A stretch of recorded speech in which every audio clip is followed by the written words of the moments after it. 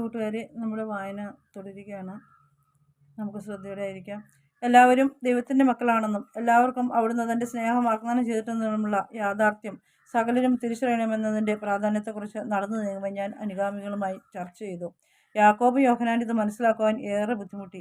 എന്നാൽ മിക്ക ഇസ്രായേൽക്കാരെയും പോലെ യഹൂദന്മാർക്ക് മാത്രമാണ് രക്ഷയുള്ളതെന്നാണ് അവരുടെ വിശ്വാസം. ദൈവം എല്ലാ ജനതകളെയും രക്ഷിക്കുമെന്ന് വേദപുസ്തകത്തിൽ പലവട്ടം പ്രവാചകന്മാർ വെളിപ്പെടുത്തുന്നത് ഇവർക്ക് കാണുവാൻ കഴിയുന്നില്ല. വിജാതിയർ ദൈവത്തിൻ്റെ ഇസ്രായേലാകുമെന്നും എഴുതപ്പെട്ടിരിക്കുന്നു. യാക്കോബിന്, യോഹന്നാൻ്റെ സഹോദരൻ, ഇത് കഠിനമായ പാഠമായിരുന്നു. അത് ഉൾക്കൊള്ളുവാൻ അവൻ ഏറെ വിഷമിക്കുന്നു കണ്ട് ഞാൻ ചോദിച്ചു, ദൈവം സകലതും തൻ്റെ സ്നേഹത്താലാണ് സൃഷ്ടിച്ചതെന്ന് നീ വിശ്വസിക്കുന്നുവോ? തീർച്ചയായും കർത്താവേ, യാക്കോബ് പറഞ്ഞു. അപ്പോൾ പിതാവ് അതിൻ്റെ സ്നേഹത്തിൽ നിന്നാണ് എല്ലാ മനുഷ്യർക്കും രൂപം നൽകിയതെന്ന് നീ വിശ്വസിക്കുന്നുണ്ടോ? കർത്താവേ, തീർച്ചയായിട്ടും. യാക്കോബ് അല്പം അക്ഷമനായിട്ടാണ് മറുപടി പറഞ്ഞത്. ശരി, ദൈവസ്നേഹത്താലാണ് എല്ലാ മനുഷ്യരും സൃഷ്ടിക്കപ്പെട്ടതെങ്കിൽ ദൈവം അവരെ അവനിൽ നിന്നും അകറ്റി നിർത്തുന്നത് എന്തിനാണ്? ഇവർ ഇസ്രായേൽ മക്കളല്ലാത്തതുകൊണ്ട്. പക്ഷേ അവരും ദൈവിക കുടുംബത്തിൻ്റെ ഒരു ഭാഗമാണ്.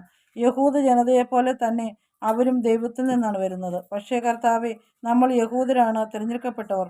ഇത് വേദഗ്രന്ഥത്തിലുള്ളതാണ്. എപ്പോഴും ഞാൻ പറയുന്നത് എന്തെന്ന് പിടികിട്ടാതെ യാക്കോബ് പറഞ്ഞു. ഞാൻ നിന്നോട് പറയുന്നത് എന്തെന്നാൽ, ദൈവത്തെ സ്നേഹിക്കുകയും അവിടുത്തെ കൽപ്പനകൾ അനുസരിക്കുകയും ചെയ്യുന്ന എല്ലാ മക്കളും യഹൂദരെ പോലെ തമ്പുരാന് തിരഞ്ഞെടുക്കപ്പെട്ടവർ തന്നെയാണ്. എന്തെന്നാൽ ഈ വിധം പ്രവർത്തിക്കുമ്പോൾ വിശുദ്ധ ലിഖിതങ്ങൾ പറയുന്നത് പോലെ ഇവരും ഇസ്രായേലിൻ്റെ ഭാഗമാകുന്നു.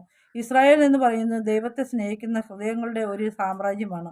മാത്രമല്ല, അവർ ആരെന്നോ എന്തെന്നോ എവിടെ നിന്ന് വരുന്നുവെന്നോ ഉള്ള കാര്യങ്ങളൊന്നും പ്രസക്തമല്ല താനും. യാക്കോബ് പറഞ്ഞു, ഇപ്പോൾ കുറച്ചൊക്കെ എനിക്ക് മനസ്സിലാകുന്നുണ്ടെന്ന് തോന്നുന്നു. കർത്താവെ, നമ്മൾ പഠിച്ചു വെച്ചിരിക്കുന്ന കാര്യങ്ങൾക്ക് മാറ്റം വരുത്തുവാൻ വലിയ പാടാണ്. എനിക്ക് മനസ്സിലാകുന്നുണ്ട് സ്നേഹിത. മനുഷ്യനെ ഒരു സമൂഹമായി കാണാതെ ഓരോ വ്യക്തിയെയും ദൈവം പ്രത്യേകമായി കാണുന്നത് എങ്ങനെയാണെന്ന് ചിന്തിക്കുവാൻ ഒരു പരിശ്രമം നടത്താം.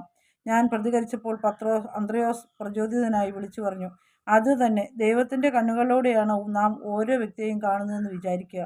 ഞാൻ പറഞ്ഞു വരുന്ന കാര്യം അവന് പെട്ടെന്ന് വെളിപ്പെട്ട് കിട്ടി. യാക്കോബ് അന്ത്രയോസിനെ നോക്കി, ഞാൻ ശ്രമിച്ചു നോക്കാം. നിനക്ക് മനസ്സിലായതുപോലെ ഇത് എനിക്കും വ്യക്തമാകുന്നതെന്ന് ഞാൻ പ്രതീക്ഷിക്കുകയാണ്. വ്യക്തമാകും, ഞാൻ ശാന്തമായി പറഞ്ഞു. ഒരു ദിവസം നിനക്ക് വ്യക്തമാകും. പരിശുദ്ധാത്മാവിനാൽ നിറയപ്പെടുമ്പോൾ യാക്കോബ് ശക്തനായി തീരുന്നതും മാനവകുലത്തെയൊക്കെയും സ്നേഹിക്കുന്നതും ഞാനപ്പോൾ ഓർക്കുകയായിരുന്നു. ദിനാന്തമടുത്ത സമയത്ത് മരുഭൂമിയിലൂടെ ജെറുസലേമിലെ കമ്പോളങ്ങളിലേക്ക് യാത്ര ചെയ്യുന്ന ഒരു സംഘം വ്യാപാരികളെ ഞങ്ങൾ കണ്ടുമുട്ടി. അവരുടെ ചരക്കുകൾ ഒട്ടകങ്ങളുടെയും കഴുതകളുടെയും പുറത്ത് ബന്ധിച്ചിരിക്കുകയായിരുന്നു.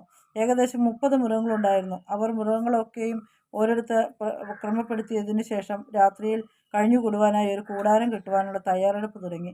അവരെ സമീപിച്ചപ്പോൾ മുടങ്ങുന്ന സ്വരമുള്ള ഒരു വലിയ മനുഷ്യൻ ഞങ്ങളെ അഭിവാദനം ചെയ്യുവാനായി ഇറങ്ങി വന്നു. സ്വാഗതം, അവൻ പറഞ്ഞു. നിങ്ങൾക്ക് സ്വാഗതം സ്നേഹിതരെ.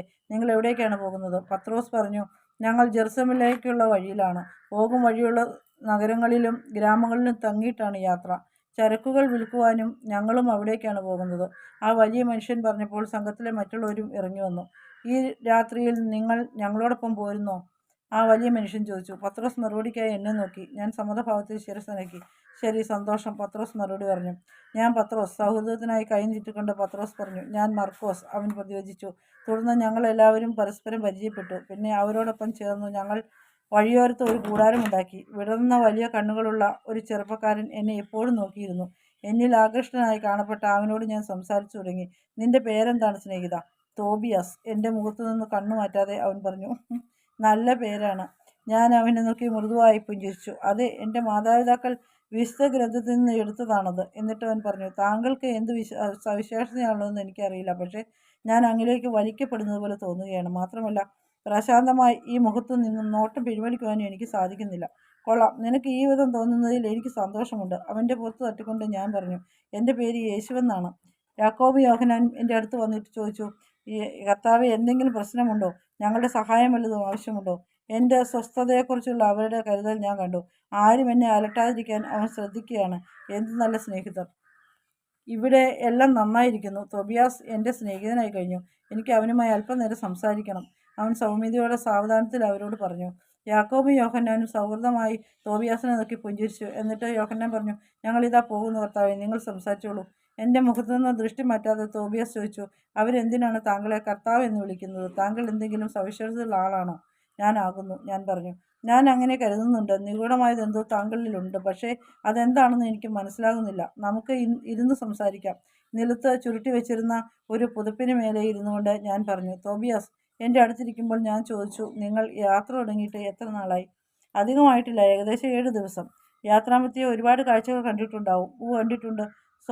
സ്വാർത്ഥവാഹക സംഘത്തോടൊപ്പം ഞാൻ ആദ്യമായിട്ടല്ല പോകുന്നത്. ഇത് അവസാനത്തേതുമല്ല, അവൻ പറഞ്ഞു. നിന്റെ ജോലി എന്താണ്? ഇവിടെ ചില മൃഗങ്ങളെ ഞാനാണ് പരിപാലിക്കുന്നത്. എനിക്കിഷ്ടമുള്ള പണിയാണിത്. കാരണം ഞാൻ മൃഗങ്ങളെ സ്നേഹിക്കുന്നു, അവരും എന്നെ സ്നേഹിക്കുന്നു. അതെ, ദൈവം സ്നേഹപൂർവ്വം മനുഷ്യന് നൽകിയ വിസ്മരണീയമായ ഒരു ദാനമാണ് മൃഗങ്ങൾ. ഞാൻ പറഞ്ഞു. യേശുവെ, മിക്ക ആളുകളിലും ഉള്ളതിനേക്കാൾ സ്നേഹം ഞാൻ ആ മൃഗങ്ങളിൽ കണ്ടിട്ടുണ്ട്. മാത്രമല്ല, എനിക്ക് മനുഷ്യരുടെ കൂടെ ആയിരിക്കുന്നതിനേക്കാൾ ഇഷ്ടം മൃഗങ്ങളുടെ കൂടെ ആയിരിക്കാനാണ്. തീർച്ചയായും താങ്കൾ ആ കൂട്ടത്തിൽ പെടുകയില്ല കേട്ടോ. താങ്കളുടെ അരികിലിരിക്കുമ്പോൾ എനിക്ക് നല്ല സന്തോഷമാണ്, അവനൊരു പുഞ്ചിരിയോടെ അറിയിച്ചു. മൃഗങ്ങളോടൊപ്പം ചിലവഴിച്ച സമയങ്ങളെക്കുറിച്ച് പറയുമ്പോൾ ഏറെ സന്തുഷ്ടനായി കാണപ്പെട്ടു അവൻ. നിനക്കറിയുമോ തോബിയാസ്, മൃഗങ്ങളിൽ കാണുന്ന സ്നേഹത്തെക്കാൾ ഒരുപാട് മടങ്ങ് വലിയ സ്നേഹം മനുഷ്യന് കണ്ടെത്താനാകും. താങ്കൾ എന്താണ് ഉദ്ദേശിക്കുന്നത്? അവൻ ആശയക്കുഴപ്പത്തിലായി. നോക്കൂ, ദൈവം മൃഗങ്ങളെ തൻ്റെ സ്നേഹത്തിൽ നിന്ന് സൃഷ്ടിച്ചു. മനുഷ്യരെയും അവിടുന്ന് സ്നേഹത്തിൽ നിന്ന് തന്നെ സൃഷ്ടിച്ചുവെങ്കിലും മനുഷ്യന് അവിടുന്ന് തൻ്റെ പ്രതിച്ഛായ നൽകി. മനുഷ്യനെ ദൈവം തൻ്റെ ഛായ സൃഷ്ടിച്ചിരിക്കുന്നത് കൊണ്ട് ദൈവത്തിൽ നിന്നും മനുഷ്യനിലേക്ക് പകർന്ന സ്നേഹത്തിന് വ്യത്യസ്തവും വിപുലവും ഒരു മാനവുമുണ്ട്. പക്ഷേ മൃഗങ്ങൾ നമ്മെ വേദനിപ്പിക്കില്ല, അപമാനിക്കുകയില്ല, പരിത്യജിക്കുകയില്ല. അവ നമ്മെ സ്നേഹിക്കുക മാത്രമാണ് ചെയ്യുന്നത്. അവൻ വാദിച്ചു നോക്കി. അതെ, അവ നിന്നെ വളരെയധികം സ്നേഹിക്കുന്നുവെന്ന് ശരിയാണ്. അത് അവരിൽ ദൈവസ്നേഹമുള്ളതുകൊണ്ടാണ്. മനുഷ്യൻ്റെ കാര്യമെടുത്താൽ അവനിൽ ദൈവസ്നേഹമാണുള്ളത്, അതും വലിയ അളവിൽ. മനുഷ്യന് മനുഷ്യനിൽ നിന്നും ലഭിക്കാവുന്ന സ്നേഹം ഏറെ ശക്തവും കൂടുതൽ ഫലവത്തുമാണ്. ഞാൻ അവനെ നോക്കി. ഇത് പറയവേ ഞാൻ ഓരോ വാക്കിനും ചെവിയോർത്തുകൊണ്ട് അവൻ ഇരുന്നു. ഞാൻ തുടർന്നു. ചിലപ്പോഴൊക്കെ എല്ലാ ആളുകളും ഉള്ളിലുള്ള ഈ സ്നേഹം പുറത്തു കാണിക്കില്ല. പലപ്പോഴും അത് മറഞ്ഞിരിക്കുകയാണ്. അവരുടെ ജീവിതത്തിലുണ്ടായിട്ടുള്ള മുറിവുകളാണ് അതിൻ്റെ കാരണം. വീണ്ടും മുറിപ്പെട്ടാലോ എന്ന വിചാരത്താൽ അവർ ആ സ്നേഹം പുറത്തു വരാൻ അനുവദിക്കുന്നില്ല. മറ്റു ചിലരുടെ സ്നേഹം സ്വാർത്ഥതയും അത്യാഗ്രഹവും അധികാരമോഹവും വെറുപ്പും കൊണ്ട് മൂടിപ്പോകുന്നുവെങ്കിലും അത് അവിടെ തന്നെയുണ്ട്. വേറെ ചിലർ സ്നേഹിക്കുന്നു, അവരുടെ സ്നേഹം മറ്റുള്ളവരിലേക്കും ചൊരിയപ്പെടുന്നു. മനുഷ്യർ യഥാർത്ഥത്തിൽ എപ്രകാരമായിരിക്കണമെന്നതിന് ഉദാഹരണമാണ് അവർ. ഇവർക്ക് സ്നേഹിക്കുന്നത് ആനന്ദമാണ്, ജീവിക്കുന്നതും ആനന്ദമാണ്. ഇത് അവരെ നോക്കുമ്പോൾ മനസ്സിലാകും. ശരിയാണ് യേശുവെ, പലരും അങ്ങനെയാണ്. പക്ഷേ മറ്റേ കൂട്ടരോട് സൗഹാർദ്ദത്തിലായിരിക്കുവാൻ എനിക്ക് ബുദ്ധിമുട്ടാണ്. കാരണം ഇവർ എന്നെ വേദനിപ്പിക്കുകയും പരിഹസിക്കുകയും ചെയ്യുന്നു. അവൻ നിഷ്കപടമായി പ്രതികരിച്ചു. അങ്ങനെയാകുമ്പോൾ ദൈവം നിനക്കേകിയ സ്നേഹം നീ ഒളിച്ചു വെച്ചിരിക്കുകയാണ്. നിന്നെയുള്ള സ്നേഹം നിന്റെ അഗാധങ്ങളിൽ കുഴിച്ചു മൂടുവാനായി നീ മറ്റുള്ളവരുടെ പ്രവൃത്തികളെ അനുവദിക്കുകയാണ്. ഈ അനുവദിക്കൽ തുടരുന്ന പക്ഷം സ്നേഹം നിന്നിൽ തീർത്തും ഇല്ലാതായിരിക്കുന്നുവെന്ന് ഒരു നാൾ നീ കണ്ടെത്തും. ഞാൻ പറഞ്ഞു. പക്ഷേ ഞാൻ മൃഗങ്ങളെ സ്നേഹിക്കുന്നുണ്ടല്ലോ. ഉവ്വ, ശരിയാണ്. എന്നാൽ നിന്നെ സ്നേഹിക്കുകയും വേദനിപ്പിക്കാതിരിക്കുകയും ചെയ്യുന്നവരെ മാത്രം സ്നേഹിക്കുന്നത് യഥാർത്ഥ സ്നേഹമാണോ? യഥാർത്ഥ സ്നേഹം എന്നാൽ നിന്നെ നിന്ദിക്കുകയും വേദനിപ്പിക്കുകയും പരിഹസിക്കുകയും ചെയ്യുന്നവരെ സ്നേഹിക്കുന്നതാണ്. തീർച്ചയായും യഥാർത്ഥ സ്നേഹം അർത്ഥമാക്കുന്നത് അവരോട് ക്ഷമിക്കുവാനും തുടർന്നും അവരെ സ്നേഹിക്കുവാനുമാണ്. അങ്ങനെ ചെയ്യാതിരിക്കുമ്പോൾ നിന്നിലെ സ്നേഹം അണഞ്ഞു പോകാൻ ഇടയുണ്ട്. ഞാൻ പറഞ്ഞു. എന്നാൽ ഇത് കഠിനമാണ് യേശുവേ. മൃഗങ്ങളോട് അനായാസമായി ഇടപെടുവാൻ എനിക്ക് സാധിക്കും, എന്നാൽ മനുഷ്യരുടെ ഇടയിൽ ഞാൻ അങ്ങനെയല്ല. ഇത് പറയുമ്പോൾ ഒരു നായ വന്ന് അവൻ്റെ കൈത്തലം നക്കി. നിനക്ക് എൻ്റെ കൂടെ അനായാസമായിട്ടിരിക്കാൻ പറ്റുന്നുണ്ടോ? പറ്റുന്നുണ്ട്, അവൻ എന്നെ നോക്കി പുഞ്ചിരിച്ചുകൊണ്ട് പറഞ്ഞു. എന്നാൽ ഓരോ പ്രാവശ്യവും ആരോടെങ്കിലും ഇടപഴകുമ്പോൾ എൻ്റെ കൂടെ ആയിരുന്നപ്പോൾ നിനക്ക് എങ്ങനെ അനുഭവപ്പെട്ടു എന്നത് ഓർമ്മിക്കുക. അതുപോലെ തന്നെ അവരോടും ആയിരിക്കുവാൻ ശ്രമിക്കുക. ഞാൻ അഭിപ്രായപ്പെട്ടു. പക്ഷേ അവർ എന്നെ പുറന്തള്ളുകയാണെങ്കിൽ എന്ത് ചെയ്യും? അവൻ വീണ്ടും ചോദിച്ചു. അത് അവരുടെ പ്രശ്നമാണ്, നിന്റെ പ്രശ്നമല്ല എന്ന് മനസ്സിലാക്കുക. അവരെ സ്നേഹിക്കുക, അവരോട് പൊറുക്കുക, മാത്രമല്ല അവരെ മനസ്സിലാക്കുവാൻ ശ്രമിക്കണം. ഞാൻ പറഞ്ഞു. ഞാൻ ഇതിന്മേൽ മൃഗങ്ങളെ സ്നേഹിക്കരുത് എന്നാണോ താങ്കൾ പറയുന്നത്? അല്ല, ഒരിക്കലുമല്ല. മൃഗങ്ങൾ വിസ്മരണീയമായ സൃഷ്ടികളാണ്. അരികിൽ നിന്ന നായ എൻ്റെ മുഖത്ത് നക്കുവാൻ ശ്രമിക്കുമ്പോൾ ഞാൻ പറഞ്ഞു. എന്നാൽ അവയുടെ മറവിൽ നീ നിനക്ക് തന്നെ ഒരു കാരാഗ്രഹം പണിത് അതിനുള്ളിലായിരിക്കരുത്. ചിരിച്ചുകൊണ്ട് അങ്ങനെ പറയുമ്പോൾ ഞാൻ ആ നായയുടെ പുറം തലോടുകയായിരുന്നു. അപ്പോൾ അതിനോട് ചേർന്ന് കിടന്നു. അങ്ങിൽ എന്തോ സവിശേഷതയുള്ളതായി എനിക്ക് മനസ്സിലാകുന്നു. എന്തൊരു വിവേകം! അങ്ങ് പറയും പോലെ ചെയ്യുവാൻ ഞാൻ ശ്രമിക്കാം. ഇത് പറഞ്ഞ് തോബിയാസ് പോകുവാനായി എഴുന്നേറ്റു. തോബിയാസ്, നീ നിറയെ സ്നേഹമുള്ള ഒരു നല്ല മനുഷ്യനാണ്. പങ്കുവയ്ക്കപ്പെടേണ്ട ആ സ്നേഹം മറ്റു പലരുടെയും എന്നതുപോലെ മറഞ്ഞിരിക്കുവാൻ നീ അനുവദിക്കരുത്. ഉവ്വ് കർത്താവേ, ഞാൻ ഇതിനായി ശ്രമിക്കുന്നതാണ്. അങ്ങ് ശ്രദ്ധിച്ചുവോ എന്നറിയില്ല. ഞാനിപ്പോൾ അങ്ങയെ കർത്താവ് എന്നാണ് വിളിച്ചത്. അത് എന്തുകൊണ്ടെന്ന് വിസ്മയിക്കുകയാണ് ഞാൻ. പിന്നെ അവൻ മൃഗങ്ങളെ പരിചരിക്കുവാനായി പോയി, പിന്നാലെ അവൻ്റെ നായയും. ഇന്നത്തെ നമ്മുടെ വായന ഇവിടെ അവസാനിക്കുകയാണ്. നമുക്ക് അടുത്ത ദിവസത്തെ വായനയ്ക്ക് വേണ്ടി പ്രാർത്ഥിച്ചുകൊണ്ടിരിക്കാം.